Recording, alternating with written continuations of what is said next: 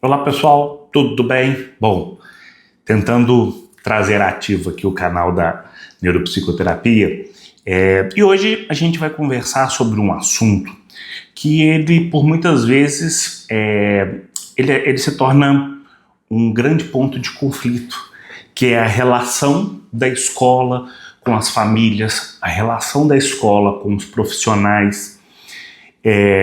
Eu vou falar, né? Meu objetivo não é trazer uma verdade absoluta, é eu contar um pouco da minha experiência, né? Enquanto professor, enquanto coordenador, enquanto psicopedagogo, que, vamos dizer assim, já esteve dos dois lados, tá? Uma coisa que é importante a gente pensar, né? E isso vale como um todo, é que a criança, que ela é aluna, que ela é paciente, ela é filha de alguém. E que muitas vezes a família, ela tem a dificuldade, e que com razão, tá, de entender a forma como a escola, a forma como a clínica enxerga e propõe as ações em relação às crianças, tá? Por que isso é importante? Porque quando a gente fala de um filho, a gente tem uma carga emocional muito grande. E é importante a gente considerar isso. Então, um ponto é que quem está longe, né, que tem uma carga emocional muito menor que da família, que são os profissionais, eles precisam entender que a informação para a família, ela tem um valor, ela tem um custo maior, né? Isso não significa que profissionais, isso não significa que a escola deva omitir informações. Não, muito pelo contrário. Tudo pode ser dito e tudo deve ser dito, porque diz respeito ao desenvolvimento de uma criança. Mas é importante a gente entender a forma como isso ela é colocada, tá? Esse cenário ele é importante. Primeiro, para que as famílias elas entendam que o fator emocional ele é muito pesado para o lado deles e que isso às vezes impossibilita ou inviabiliza qualquer possibilidade de diálogo se ele não for conduzido da forma correta, né? É importante que a família entenda, quando ela vai à escola, o que ela está propondo para a escola, quais as limitações da escola, qual que é o cenário que está ali. A família tem que ir atrás, a família precisa ir atrás, a família precisa correr atrás dos direitos. Mas ela também precisa entender do que ela está correndo atrás, né? Um exemplo que eu tenho disso, e eu dou muito esse exemplo, foi de isso vale para também fazer uma conexão para profissionais. Foi de uma orientação que uma profissional enviou para uma escola, pedindo, né, uma criança TEA que tinha questões sensoriais muito que precisava, né, de muita estimulação. Ela pediu para a escola colocar um balanço dentro da sala de aula, para que a aluna assistisse a aula sentada no balanço. Bem, em termos terapêuticos, perfeito. E a família recebeu essa orientação do profissional. O que a família fez? A família foi atrás e brigou com a escola, porque a escola tinha que colocar um balanço dentro da sala de aula, porque uma profissional falou que ela precisava disso. Bom, isso, depois de um bom tempo de desgaste, de debate, de conversa, de brigas, de ânimos exaltados, de telefones não atendidos, no fim conseguiu-se entender que não dá para colocar um balanço dentro da escola, dentro da sala de aula. Ah, mas por quê? Não, porque não é lugar de um balanço. Então, balanço gangorra, né, para alguns lugares. A gente precisa entender isso porque a família, ela recebeu uma orientação de um profissional e com as emoções que fazem parte, tá, buscando o melhor para a filha, elas foram atrás e a escola se posicionando, elas correram atrás disso, tá? Esse é um exemplo, mas são tantos outros que a gente precisa entender que a escola, ela é grande parte do tempo das crianças, né? Hoje, por exemplo, vamos pegar um exemplo bem objetivo. Uma criança que faz um acompanhamento psicopedagógico, vou pegar o meu exemplo, que ela vem 2 vezes por semana, 2 horas por semana. Em um mês, essa criança fica no consultório do psicopedagogo metade do tempo de uma semana na escola. Isso significa dizer que a escola é um espaço rico, é um espaço com muitas informações, um espaço de grandes possibilidades. Só que é um espaço limitado, porque eu falo de um espaço coletivo, né? Os professores, por mais que um aluno e todos os alunos tenham a mesma relevância, mas eu não posso considerar um em detrimento dos outros. A ideia é o grupo. Então as coisas têm que funcionar para o grupo, tá? É óbvio que ações elas vão ser ali personalizadas, modeladas, sim. Mas eu tenho que entender isso na dinâmica do grupo, para que as coisas funcionem. Uma das coisas que eu procuro, né, fazer nas minhas reportagens, idas às escolas, reuniões, é procurar levar informações que elas vão ter relevância para a escola, que elas vão ter relevância para o professor no dia a dia, né? Traduzir expressões que são comuns à clínica e que são importantes de rotina estruturada, né? Que eu já falei um pouco disso, fragmentação, previsibilidade, mas traduzir isso para o professor, que ele não tem na frente ali um aluno, né? Entendendo que o professor ele é responsável por todos. O ponto é a gente entender que as coisas elas precisam acontecer, a inclusão ela precisa acontecer, mas os outros alunos também precisam aprender. A escola ela é uma instituição social coletiva que atende à sociedade e tem uma função importante para a sociedade. E isso ela é muito válido para que a gente entenda e consiga ter uma melhor relação, tá? O meu ponto aqui não é pensar, colocar a escola como lugar que chega tudo, ou os profissionais, não.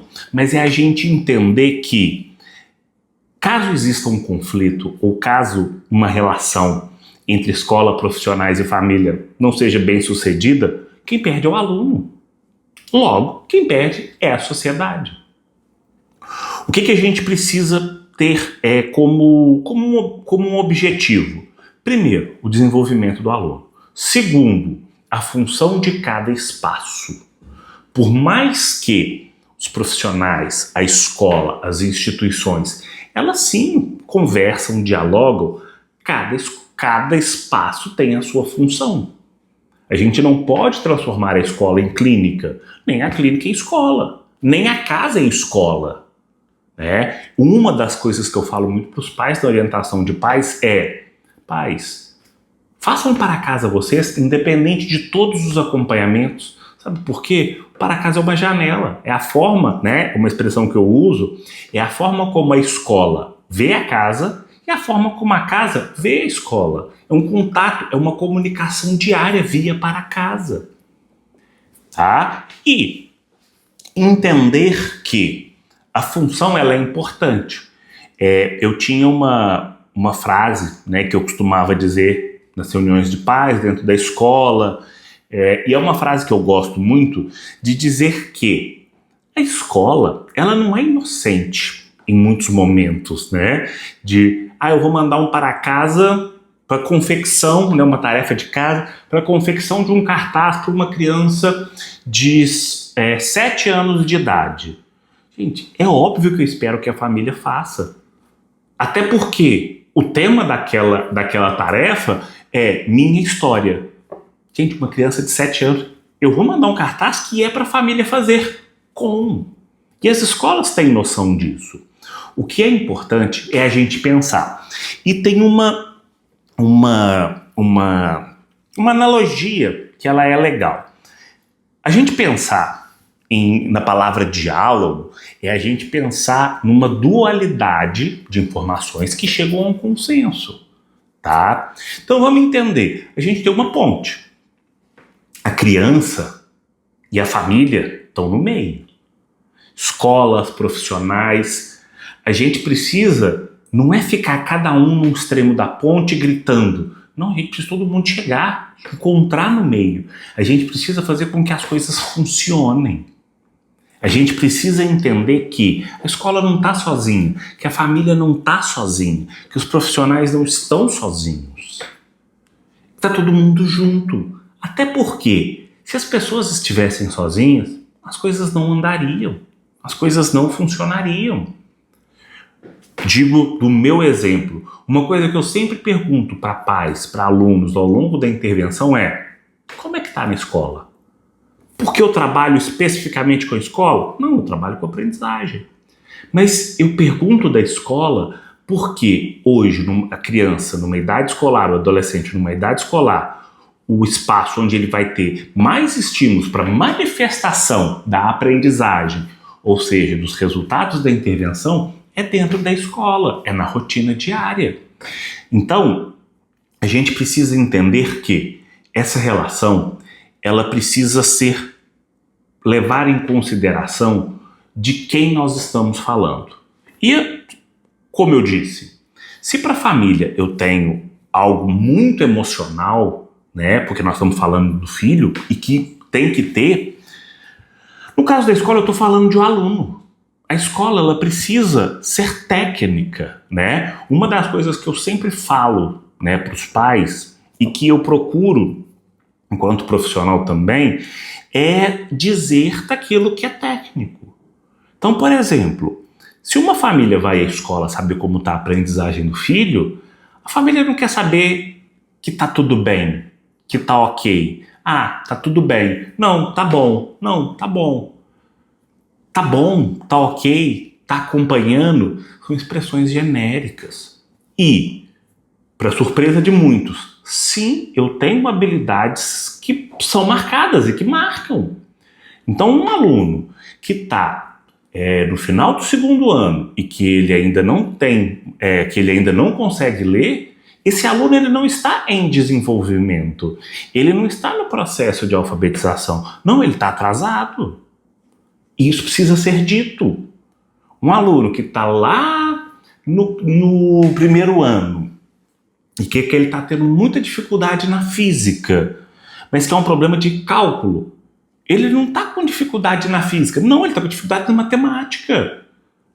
E isso precisa ser dito de uma forma clara e objetiva. O que é esperado? Quais são as habilidades cobradas? Porque palavras, né, elas fazem parte desse cenário.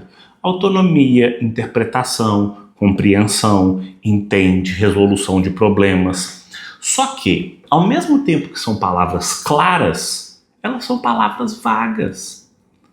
Interpretar é uma habilidade que depende de várias outras e que provoca várias outras.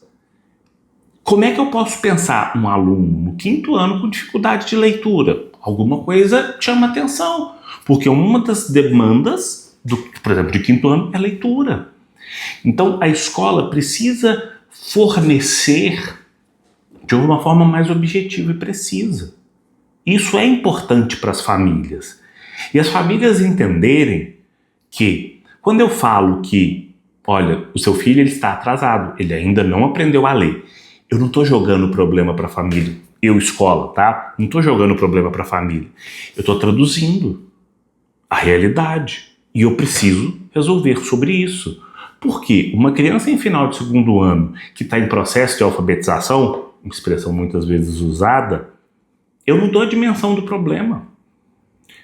O que eu acho, né, o que eu penso, e aí é minha opinião, que favorece essa relação entre família e escola, é a gente conseguir ter informações palpáveis. tá?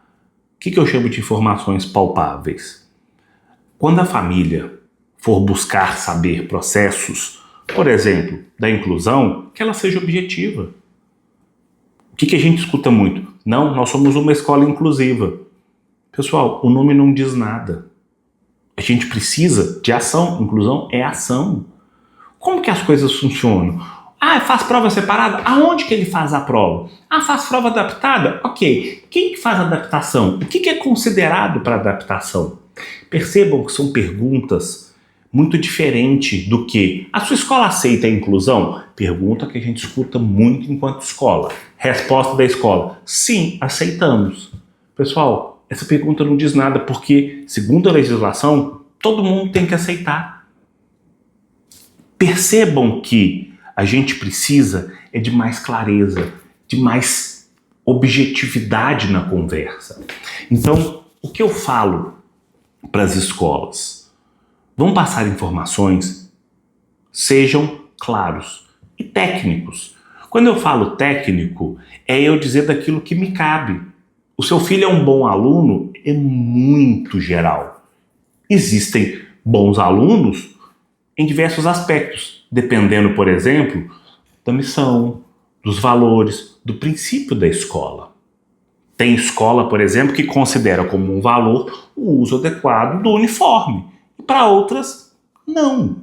Então, em uma escola, usar uniforme qualifica ser bom aluno. Na outra, não é o que qualifica. Então, bom aluno é algo que é permeado por valores e moral. E a escola ela precisa ser técnica para dizer: olha, as habilidades esperadas são essas. O seu filho demonstrou domínio em todas elas. Mais do que nota. Porque a nota ela é fria. Um 10 para um aluno de primeiro ano, por exemplo, numa prova lá na primeira etapa, não necessariamente significa, por exemplo, que aquele aluno já lê. Às vezes foram avaliadas outras habilidades. É importante que também a família seja clara. O que a família espera da escola? E que a escola responda com clareza. Ah, eu espero isso. Olha, a fono vai vir conversar. Ok, vamos conversar com a fono? Vamos. Vamos conversar com o psicopedagogo? Vamos. O que pode ser feito? Ah, o que pode fazer? Esse diálogo, quanto mais objetivo ele for e menos dentro de valores e morais, mais eficiente ele é. A gente percebe que, e alguns estudos mostram isso, que quando eu tenho essas interações entre relação família-escola e que ela não acontece, né, de uma forma técnica, de uma forma objetiva, eu tenho muitas informações que ficam soltas. Eu tenho muitas informações que elas muitas vezes parecem uma coisa, mas no final dizem outra. Um exemplo que eu digo muito, né, enquanto professor, uma reprovação ou uma aprovação, elas não podem ser surpresa para uma família. Por quê? Uma reprovação ou uma aprovação não se constrói em uma prova. Então, se algo ali aconteceu, que uma reprovação ou que uma aprovação foi surpresa, algo aconteceu ali que faltou comunicação. É importante a gente pensar isso. Não é falar muito, né? Não é marcar reuniões periódicas, uma vez por semana. Não. É para além disso. É que as informações cheguem, que as notas sejam claras, que as habilidades avaliadas em uma prova sejam claras. A família não é pedagoga. Mesmo que aqueles que são, não é esperado que sejam, é esperado que sejam pais. Então aquele pai tem que ver um 2, um 3, um 4, um 5, um 6, um 10 e ele precisa reconhecer o filho naquela nota. A nota, ela vai traduzir a aprendizagem daquele aluno e precisa reconhecer. Agora, se a família não está enxergando, a escola não está mostrando ou a família não está sendo informada? Ou a escola está mostrando e a família não quer ver? Aí vem o lado da família.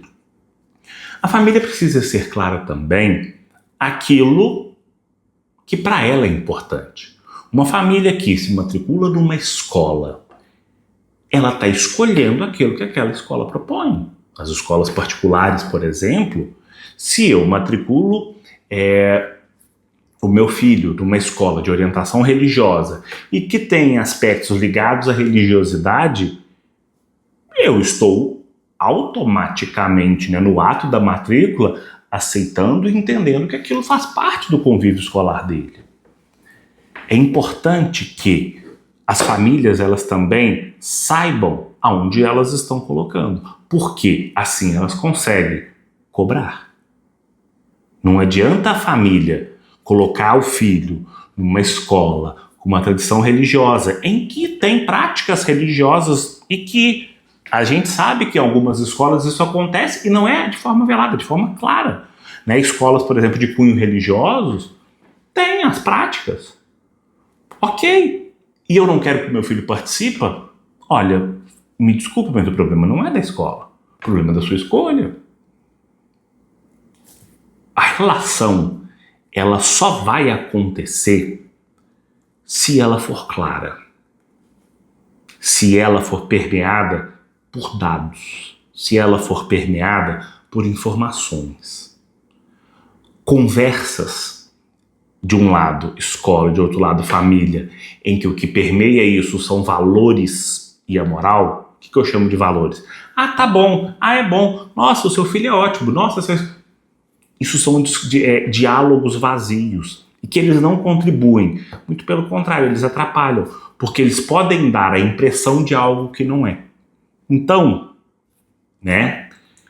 se é pra gente falar de como que a gente pensa em uma relação escola-família em que seja boa, não vou dizer boa, porque não precisa ser boa, mas ela precisa acontecer, essa relação, ela não precisa boa no sentido de, ela não precisa ser a melhor, não, ela precisa acontecer de forma clara.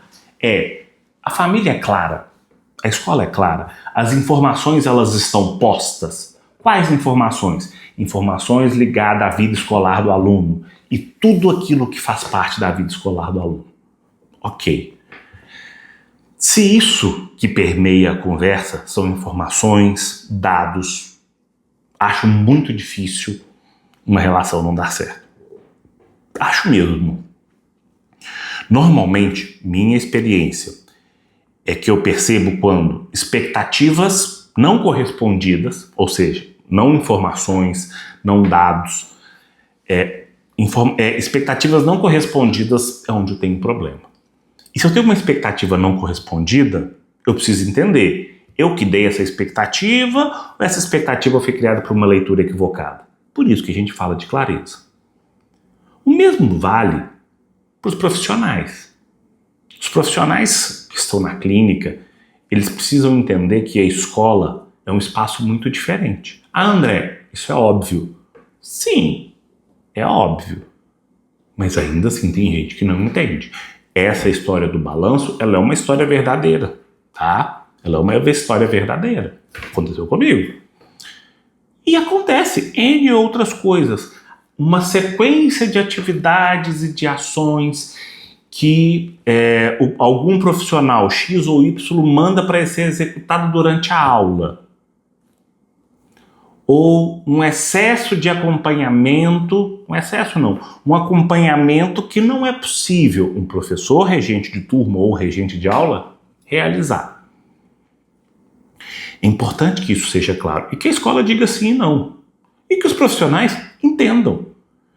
Não existe uma hierarquia, tá? Não existe uma hierarquia. O que a gente tem é a legislação que rege, a legislação que organiza e aquilo que funciona no espaço coletivo. E aquilo que funciona no espaço individual. Eu preciso conhecer a realidade escolar para que eu faça a proposição. Já aconteceu também de receber uma orientação de um aluno pedindo para que ele fizesse as atividades em tablet. Essa foi a informação. E a família chegou e cobrou um tablet da escola. E a escola, ao entrar em contato com o profissional para explicar, o profissional falou assim, não, a escola tem que arrumar. É obrigação da escola atender o aluno. Será? Comprar um tablet? A gente precisa entender um pouco o que realmente é legislação. A legislação fala de atendimento integral, legislação fala de N outras coisas, da obrigatoriedade da inclusão, mas a gente precisa entender até onde vai as sugestões, as orientações. As orientações que vão para a escola, elas dizem sim de uma personalização, né, de algo individual. Mas esse individual, ele precisa estar aplicado no contexto da escola, senão não é possível. Então, do mesmo jeito que eu digo que clareza, técnica, informações e objetividade precisam ser dadas. Olha, se eu vou mandar para a escola uma sugestão de tempo estendido de prova, por quê? Porque, entendendo em termos técnicos, quem vai dizer que o aluno precisa de tempo estendido de prova é a escola. O profissional, vou pegar um exemplo, o psicólogo não vai dizer isso. O psicólogo vai dizer que é um aluno que ele tem dificuldade em sustentar a atenção, que precisa de mais tempo para realizar a tarefa. Mas quem vai dizer de prova é a escola, ou pelo menos deveria ser. O psicólogo nunca aplicou nenhuma prova com o aluno, no contexto escolar. Quem vai dizer que o aluno precisa sentar na primeira carteira é a escola. O profissional precisa dizer, precisa sentar num lugar com menos estímulo, num lugar em que facilite o campo de visão. É diferente. Entendem quando vamos inverter. Chega para um profissional, um psicólogo ou um psicopedagogo, vou pensar no meu exemplo. Chega um exemplo da escola falando para eu fazer a aplicação de determinado protocolo de leitura, que é um protocolo clínico. Eu sou estranho. Por quê? André, às vezes tem alguém lá dentro que sabe. Sim, mas ela sabe técnico. Eu não sei se esse vai ser um instrumento que eu, enquanto profissional, vou escolher. Por que então que as coisas da escola são escolhidas? Eu brinco muito que seria muito bom se as pessoas pensassem, antes de colocar que deve sentar na primeira carteira, quantas filas tem a escola. Sabe por quê? Já aconteceu de um problema também, esse também é pessoal, da família buscar a escola, o filho estava na segunda carteira e a família chegou brigando com a escola e que não estava sendo cumprido o que estava sendo proposto, que aquele relatório ele era importante, a descrição. Ok, o diagnóstico foi acolhido, tudo foi acolhido, está sendo acolhido. O aluno sentou na segunda carteira, de frente, na fila de frente para o quadro ali. Ok, brigaram. Tá, por quê? E foi dada uma justificativa simples. Sim, temos 6 alunos de baixa visão. E demos todas as informações. Aí a família ficou assim, mas o médico falou que tem que sentar. Eu dei o exemplo do médico aqui, nesse caso foi médico. Mas o médico falou que tem que sentar. Mas o médico, ele não fala isso. O médico é médico. A escola precisa das descrições diagnósticas que o médico vai mandar. A posição de lugar é o professor que sabe. Porque a orientação, ela tem a ver com estímulos, ela não tem a ver com o lugar da sala de aula. Talvez para um aluno, por exemplo, que tem o perfil que tem o diagnóstico de TDAH, o fundo da sala vai ser um melhor lugar. Às vezes, para o outro aluno, a parede é um bom lugar, porque ele vai ter ali. Mas às vezes para esse aluno também não vai ser. Então, a gente precisa entender que receitas, orientações, elas não são personalizações. Um profissional que manda e que nunca foi na escola e que manda uma lista de ações, sinto dizer, mas costumam ser ações genéricas e pouco eficientes para a escola. Por quê? Porque não são técnicas. Eu não quero que o psicólogo me diga aonde o aluno vai sentar. Quero que o psicólogo me diga quais são as questões atencionais de manejo que é importante eu ter. E que o professor consiga ler isso. Que isso chegue à sala de aula, o professor traduzir em prática docente. Percebam que também, nesse caso, o que vale é informação técnica. Quando todos, independente do lugar da relação, seja família, seja escola, seja profissional, saem do seu escopo técnico, vão para valores, vão para moral, vão para orientações genéricas, a gente cai num lugar que possivelmente vai chegar a um conflito. E quem se prejudica é a criança. Quem se prejudica é quem deveria estar sendo beneficiado. Então, se tem algo, né, que eu gostaria de trazer, quando a gente for reportar algo, independente de onde a gente esteja, vamos dar o reporte naquilo que me cabe, naquilo que o meu escopo cabe.